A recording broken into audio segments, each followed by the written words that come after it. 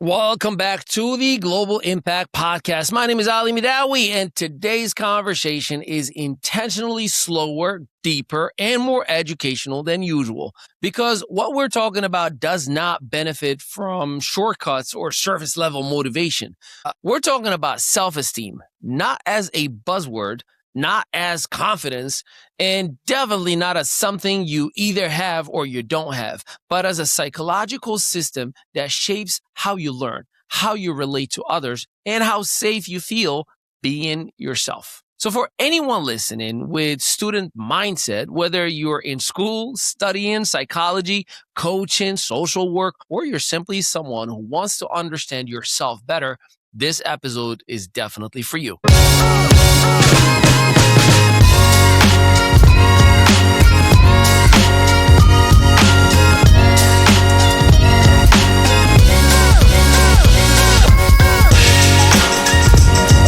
Self-esteem is not loud. It's not arrogance. It's not perfection. Self-esteem is the quiet agreement you have with yourself about your own value, especially when you're not achieving, performing, or being validated. From a life coaching perspective, one of the biggest misunderstandings about self-esteem is the belief that it comes from success. I have to have things to feel good about it.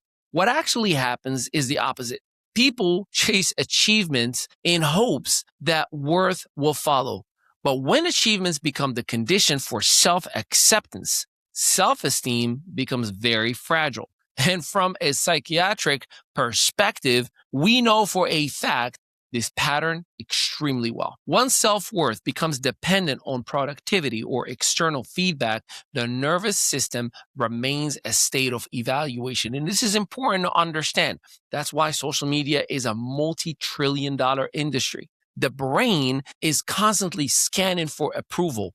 That's your algorithm, or threats for that matter, which keeps anxiety elevated and emotional regulation compromised. This is why so many high-achieving students, professionals, and caregivers struggle quietly, guilty in charge. On the outside, they look capable. On the inside, they feel one mistake away from collapse. Now, let's talk about what happens during the hard seasons. Prolonged stress, illness, loss, instability, or survival mode. During these periods, your brain does not prioritize confidence or self-expression. It prioritizes safety. Cortisol increases. That's stress, by the way. The threat detection system stays active, and slowly, without you realizing it, your identity narrows down.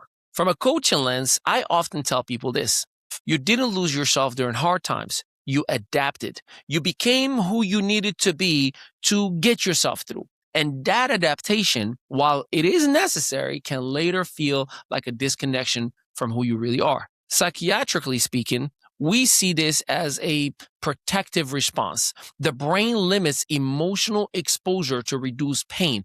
Over time, that protection can feel like numbness, self-doubt, or low self-worth. Not because something is wrong with you, but because something happened to you. One of the most overlooked contributors to self-esteem is the voice inside your head. The way you speak to yourself becomes the emotional environment you live in. If that voice is harsh, dismissive, or constantly critical, learning becomes harder, growth becomes slower, and motivation becomes fragile. Neuroscience confirms this. Negative self-talk activates the amygdala, the brain's fear center, which reduces access to higher order thinking, focus, and emotional regulation. Passionate self-talk, on the other hand, activates the prefrontal cortex, the part of the brain responsible for reasoning, for planning, and learning.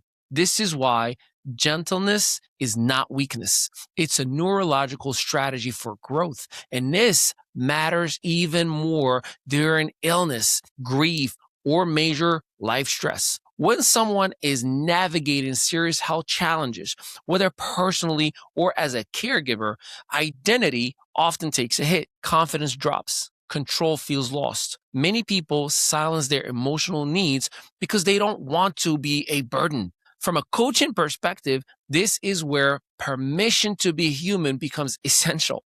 From a psychiatric perspective, emotional suppression during illness increases the risk of depression and anxiety and can negatively impact recovery and quality of life. Mental and emotional support are not optional add-ons to healing.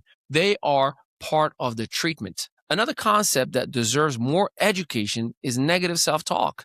Negative self-talk is not a personality trait. It's a learned pattern. Cognitive science shows us that repeated thought patterns become mental shortcuts. If you've spent years internalizing criticism, your brain begins to offer it automatically, not because it's accurate, but because it's familiar. The goal is not to fight your thoughts. The goal is to observe them. When you can say, I'm noticing a critical thought instead of this thought is true, you create distance. That distance reduces emotional intensity, and reduced intensity creates choices. Confidence, by the way, does not come first. Confidence is the result of evidence. Seeing is believing, right? From a behavioral and neurologic standpoint, small, consistent actions regulate dopamine, the neurotransmitter associated with motivation, with reward. Each small win teaches the brain, I can trust myself. That trust is what's called confidence. The self-validation plays a major role here. Many people were taught directly or indirectly that their feelings only mattered when they were acknowledged by someone else. Over time, this creates a reliance on external validation. Self-validation is the ability to acknowledge your own effort, growth, and experience without anybody's permission. Clinically, we know that people who develop internal validation experience greater emotional stability and healthier relationships. They are less reactive, less dependent, and more grounded. Finally, it's important to talk about attachments. Attachment styles are not flaws. They are adaptive responses formed early in life based on consistency, safety, and emotional atonement. Now, understanding your attachment patterns helps you recognize why certain relationships feel triggering, why certain separations feel overwhelming, and why emotional closeness may feel unsafe. From both coaching and psychiatric perspectives, the key truth is this: attachment styles are learned and they can evolve. Healing is not about fixing yourself. You're not broken. It's about understanding yourself. Self-esteem grows when your nervous system feels safe. Your thoughts are examined instead of believed, and your growth is supported rather than pressured. And you do not have to navigate this alone. If you're looking for emotional, psychological, or educational mental wellness support, you can explore resources at globalimpactwellness.com. Thank you for being here.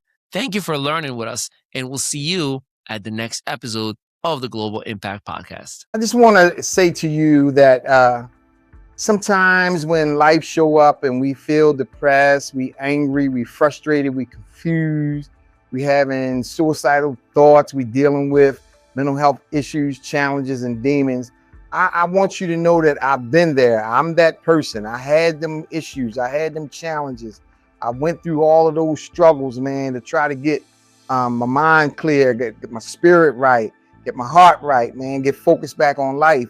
And it took me having to go to treatment, man. I had to go away to treatment where I went to groups, and I went to counseling, and I went to therapy. I went to mental health counseling. I had a psychologist. I took medication, because at one time, man, suicide seemed like the opportune way to fix the mess that I had made in my life.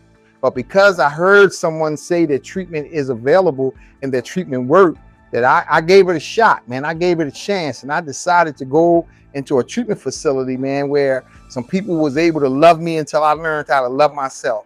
And through that, man, I went to school. I got educated about the disease of addiction, about mental health. And now I stand here today, and I want to let you know that I am you. And I stand here today, man, and I am so proud to be a part of the solution and not the problem. I'm helping people here at Global Impact Wellness Group, man, transition their lives, become whole and well once again. It's a beautiful thing. Treatment work, treatment is available. If you're struggling with anything, give us a call here at Global. We got you.